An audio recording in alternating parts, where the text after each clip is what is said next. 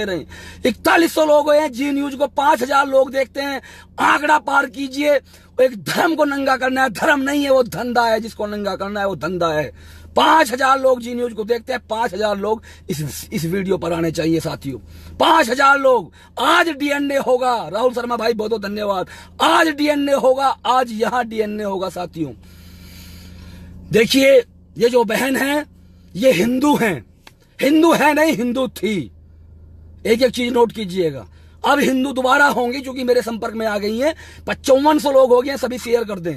ये बहन हिंदू थी। एक फेसबुक आईडी बनाई जाती है, नाम किस नाम से बनाई गई? अविनाश रावत। तेज बोलिए। अविनाश रावत। अविनाश रावत के नाम से फेसबुक आईडी बनाई जाती है। हमारी इस बहन को फंसाया जाता है। जिसने आईडी बनाई, जब आपको पता चला उसका असली नाम क्या था? उसका नाम ओवैस नजीर है, असली नाम। तेज बोलिए। ओवैस नजीर। ओवैस नजीर जो जम्मू कश्मीर के श्रीनगर का रहने वाला था, उसने जो आईडी बनाई किस नाम से? अविनाश रावत। अविनाश रावत के नाम से आईडी बनाई। इन बहन को फंसाया, बात की, बातचीत स्टार्ट करने की। साथियों सभी शेयर करते रहे, एक एक साथी शेयर करता रहे इस वीडियो को, एक एक साथी शेयर करता रहे। उसके बाद क्या हुआ, आप अपनी अब बीती बताइए। सबसे पहले आपको कहाँ मिला? वो लड़का फेसबुक पर था, उसने अपना नाम अविनाश रावत उस पर लिखा हुआ था और रहने वाला जम्मू का बताया हुआ था। वो मुझसे फेसबुक पे काफी दिन चैट करता रहा और बाद में जब वो उसने अपना डीपी भी शिवलिंग के साथ में लगाया हुआ था। तेज बोलिए। डीपी लगाया हुआ था शिवलिंग के साथ। नोट कीजिए, शेयर कीजिए। तेज बोलिए। शिवलिंग के साथ उसने अपना डीपी लगाया हुआ था और जब वो मुझसे बात करने लगा फोन पर तो उसकी फैमिली भी उसके साथ मुझसे यही बात करती थी कि अविनाश अभी मंदिर गया है, हम उससे आपकी बाद में बात कराएंगे। नोट करने वाली बात 1 मिनट के लिए रोकना चाहूंगा। हमारी बहनें सभी ध्यानपूर्वक सुने।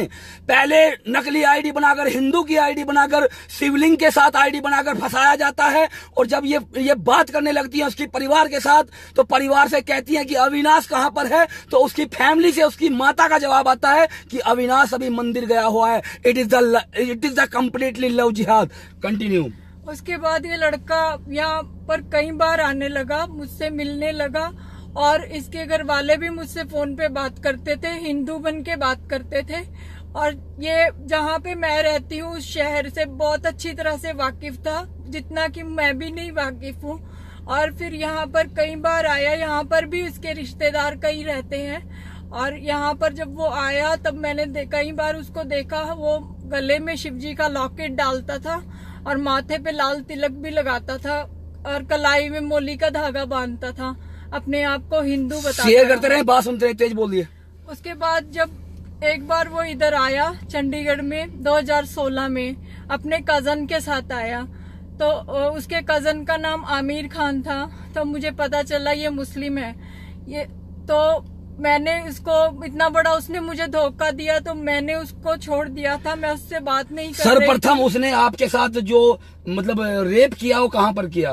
वो रेप उसने 2017 में किया, मुझे एक होटल में बुलाकर, क्योंकि इससे पहले वो मुझे खुद पे बहुत बिलीव दिला चुका था कि वो एक अच्छा धार्मिक अच्छा लड़का है, वो मेरे साथ कभी धोखा नहीं कर सकता। उसने मुझे, मैं उसी बिलीव पे उससे मिलने गई जहाँ पे उसने मुझे बुलाया कि वो मेरे साथ गलत नहीं करेगा, लेकिन उसने होटल में बुलाकर मुझे खाना खिलाया अपने हाथों से। अब खाना खिलाने के बाद मेरा सर भारी होने लगा। मैंने कहा मुझे घर जाना है, लेकिन उसने मुझे घर नहीं जाने दिया। थोड़ी देर बाद मुझे आधा नशा हो चुका था, जिसकी वजह से मेरे हाथ पैर भी नहीं हिल पा रहे थे। उसने मेरे को अपने बनियान से मेरे हाथों को पीछे बांधकर मुझे बेड पे धक्का दिया और मेरे साथ बलात्कार किया। बाद में जब मुझे पूरी तरह से होश आया तो मैंने रो रो कर उसको कुछ चीजें जो वहां रखी थी फेंक कर मारी, लेकिन उसने काफी ड्रामा किया। तब भी वो सोच रहा था कि वो मुझे अपनी बातों में फिर से फंसा लेगा, मगर मैं नहीं मानी। मैं उसकी पुलिस कंप्लेंट करने जा रही थी कि उसने मुझे अपना फोन दिखाया जिसमें उसने मेरे नशे की हालत में अश्लील फोटोग्राफ लिए हुए थे। वो बहुत ही गलत गंदे फोटोग्राफ्स थे, पूरे बगैर कपड़ों के वो फोटोग्राफ्स थे। तो उसके बाद उस लड़के ने कहा कि तुम्हारे घर वालों को मैं बदनाम कर दूंगा, तुम्हें बदनाम कर दूंगा, ये फोटो वायरल करके। उसके बाद क्लाइमैक्स आएगा। उसके बाद क्या हुआ? पहले जिस शहर में होटल में बुलाया वहां रेप किया, और रेप करने के बाद इनके फोटो लिए गए। और उसके बाद क्या होता है, उसकी बात आप बात सुनिएगा। उसके बाद की बात क्या है, जब फोटो ले लिए गए, वो श्रीनगर का रहने वाला था, सभी शेयर करते चले। ये इनका धर्म परिवर्तन करवाया गया, वो अलग बात है, लेकिन रोजे के समय श्रीनगर में क्या हुआ ये खुद अपनी जबान से बताएंगे। सभी शेयर करें साथियों, ये आवाज हिंदुस्तान की हर बहन तक पहुंचनी चाहिए इनको, कि हम तुम्हारे फोटोग्राफ वायरल कर देंगे, नहीं तो श्रीनगर आ जाओ। और एक एक सबूत इनके पास है। इनको मारने की कोशिश की जा रही है, इस लड़की को तबाह करने की कोशिश की जा रही है। हाथ दिखाइए, हाथ टूट चुका है, एक्सीडेंट करवाया जा चुका है, एसिड फेंकने की कोशिश की गई है, सब प्रूफ है, सब रिपोर्टें शेयर करते रहे। श्रीनगर क्या हुआ, इसके बाद उस लड़के ने जब मेरे अश्लील फोटोग्राफ लिए तो मुझे वो मस्जिद में ले गया, ये कहकर कि तुम्हारे घर वालों को मैं बदनाम कर दूंगा। मस्जिद में लेकर गया, सभी शेयर करें साथियों। मस्जिद में ले जाने के बाद उसने मौलवी को कहा कि इसे मुसलमान बनाओ, मुझे जन्नत नसीब होगी। वहाँ पर मुझे जबरदस्ती वो चीजें पिलाई गई, जबरदस्ती मुझसे लिखवा लिया गया कि मैं मुसलमान बनना चाहती हूँ। मैं बचपन से बनना चाहती थी, मगर ऐसा बिल्कुल भी नहीं है। मैं बचपन से कभी मुसलमान नहीं बनना चाहती थी। मैं अपनी माता के व्रत रखती थी, बचपन से मुझे मेरी माँ ने सिखाया। मैं मुसलमान कभी नहीं बनना चाहती थी। मुझे रेप के बाद मुझे जबरदस्ती की गई, मेरे घर वालों को बदनाम कर देंगे, मेरे घर वाले जीते जी मर जाएंगे, इस वजह से मुझे जबरदस्ती मुसलमान बनाया गया। वहाँ पर लड़के ने अपने हाथों से वो हरे पेन से लिखा हुआ है और मुझसे ब्लैक पेन से लिखवा लिया मेरा नाम जबरदस्ती। उसके बाद ये लड़के के लड़का अपने चाचाओं के साथ अपने घर चला गया श्रीनगर। लेकिन कुछ टाइम के बाद मई 2017 में लड़के की माँ और लड़के के घर वालों ने मुझे ब्लैकमेल करना शुरू कर दिया अननोन नंबरों से। लड़के की माँ ने और घर वालों ने, सुनते रहिए बात, थोड़ा तेज तेज बोलते रहिए। फिर उसके बाद वो मुझे श्रीनगर बुलाने लगे। मैंने उनको बहुत मना किया क्योंकि मैं कभी अपने घर से नजदीक बाजार में भी अकेली नहीं गई थी। वो मुझे कहते थे कि तुम श्रीनगर आओ, हमें पैसे दो, हम तुम्हारे फोटो तुम्हें वापस दे देंगे, बल्कि वो फोन ही तुम्हें वापस दे देंगे। लेकिन उसके बाद उन्होंने ना मुझे वो फोन दिया। मैं अपने घर वालों को मजबूरन ये कहकर गई कि मुझे वैष्णो देवी जाना है। लड़के के घर वालों ने मेरी टिकट बुक कराई श्रीनगर आने के लिए। जैसे ही मैं श्रीनगर में पहुंची, एयरपोर्ट पे लड़का ओवैस नजीर और उसकी माँ खड़े थे। मुझे वो वहां से उन्होंने मुझसे पैसे ले लिए, लेकिन मुझे वो फोन नहीं दिया। उन्होंने झूठ बोला कि हम फोन लाना भूल गए हैं। कि मैंने कहा आप मुझे फोन दीजिए, मुझे वापस घर जाना है। लेकिन उसके बाद वो कहने लगे हमें तुम फोन, ये बातें हमसे बाहर आके करो, एयरपोर्ट पे बहुत पुलिस खड़ी है। वो झूठ बोलते रहे और मुझे एयरपोर्ट से बाहर ले गए। एयरपोर्ट से बाहर ले जाने के बाद उन्होंने गाड़ी में बैठाकर मुझे एक जगह ले गए जहाँ डलगेट नाम से एक जगह है। वहां पर उन्होंने मुझे होटल में 5 दिन तक बंद करके रखा। लड़के के घर वालों ने और अश्लील फोटोग्राफ लिए ताकि आगे मुझे ब्लैकमेल कर सके, और ऐसे नॉर्मल फोटोग्राफ भी लिए कि लड़की अपनी मर्जी से आई है, आगे ये दिखा सके। जबरदस्ती मुझे हंसने मुस्कुराने को कहा गया उन फोटोग्राफ्स में। वहां जाने के बाद उन्होंने मुझे मारा पीटा भी था। लड़के ने वहां पे भी बलात्कार किया था। रोज वो मुझसे बलात्कार करते थे वहाँ पे। वहाँ पर जो बलात्कार जो घर पे रखा गया, वहाँ पर किस किस ने बलात्कार किया आपके साथ, जो श्रीनगर में किया? श्रीनगर में एक थाना भी है, वहाँ हारवन पुलिस स्टेशन है। वहाँ पे मुझे घुटनों के बल बैठा दिया गया। वहाँ पे कोई बड़ा पुलिस अधिकारी नहीं था। मुझे ओवैस नजीर के 20-25 वहाँ पे रिलेटिव आए पुलिस थाने में, जिन्होंने 8 ने मुझे लगातार मारा पीटा। कोई आगे से लाते मार रहा था, कोई पीछे से लाते मार रहा था। उस पुलिस स्टेशन में मैं पुलिस वालों के सामने हाथ जोड़ती रही कि मुझे बचा लो, ये लोग मुझे जान से मार डालेंगे, लेकिन मुझे किसी ने नहीं छुड़वाया। और लड़के के चाचा गुलाम हुसैन जो पुलिस में काम करता है श्रीनगर में, उसने कहा हम इस लड़की को अपने घर लेके जाएंगे, गाँव नागबल में गाँव लेके जाइए। सुनिएगा भी आगे बात। उसके बाद वो मुझे अपने साथ उस गाड़ी में बिठा के ले गए जो ओवैस नजीर के चाचा की गाड़ी थी, गुलाम हुसैन की। उसके बाद वो अपने ओवैस नजीर के मामा के घर में मुझे बिठाया गया। उसमें एक बड़ा सा कमरा था जिसमें मुझे बिठाया गया था। फिर ओवैस नजीर का बाप और 3 चाचा और एक मामा का लड़का अंदर आए।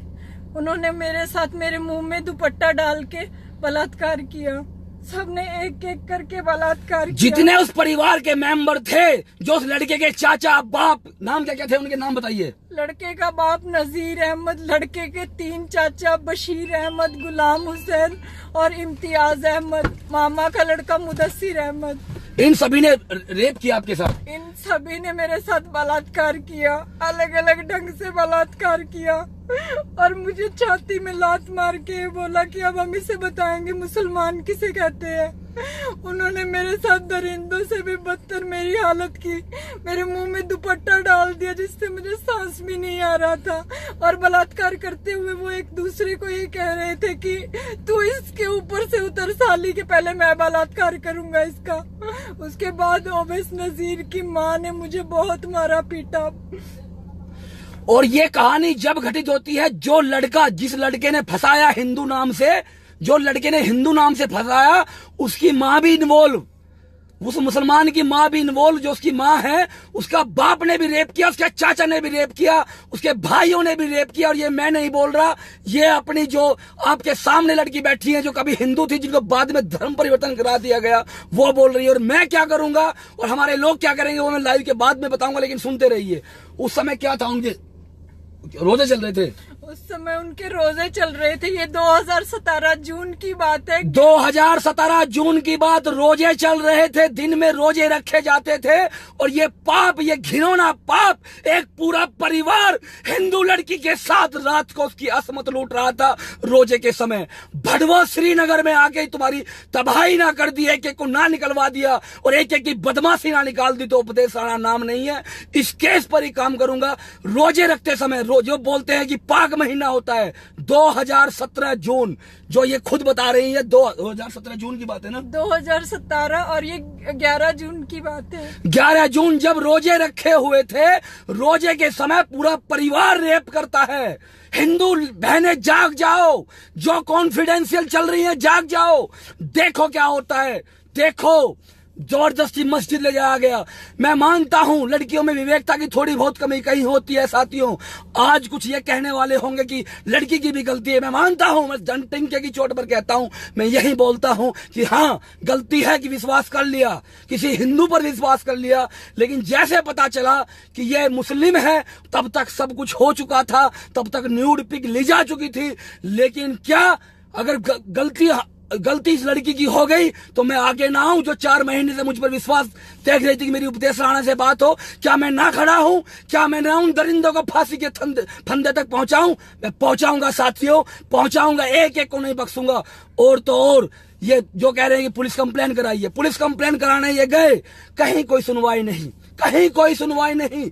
एक बार गिरफ्तारी हुई उसकी, जी गिरफ्तारी हुई, लेकिन मुझे श्रीनगर में लड़के की मां ने, मैं चाहती हूँ किसी और के साथ ऐसा ना हो जैसा मेरे साथ ओवैस नजीर और उसके घर वालों ने किया। मैं सिर्फ इतना चाहती हूँ, अगर आप सच्चे मुसलमान हैं, अगर इतना ही आप अपने अल्लाह को मानने वाले सच्चे मुसलमान हैं, तो उनको सामने लाइए, उनकी सच्चाई को सामने लाइए, जिससे कि सच्चाई सामने आए। अगर मैं झूठी हूँ तो मैं तैयार हूँ सजा भुगतने को, लेकिन अगर वो झूठे हैं तो उनके साथ जो होना चाहिए वो उनके साथ करिए। मैं इतना चाहती हूँ कि बाकी और लड़कियों के साथ ऐसा ना हो।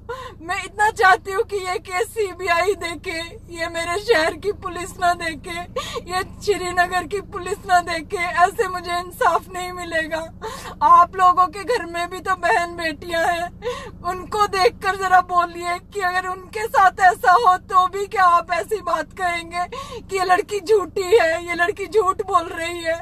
आप मुझसे सबूत लीजिए, मैं आपको सबूत दूंगी। मेरे पास मेरी हर सच्चाई का सबूत पे है मौजूद, मैं वो जज को भी दिखाऊंगी। मैं ऐसे नहीं बैठूंगी जब तक उन लोगों को उनके किए की सजा नहीं करवा लूंगी, मैं चुप नहीं बैठूंगी। और जिसको ये गलत फहमी हो, मेरा एक बात सुन लेना कि लड़की की गलती है और उपदेश राणा छोड़ देगा।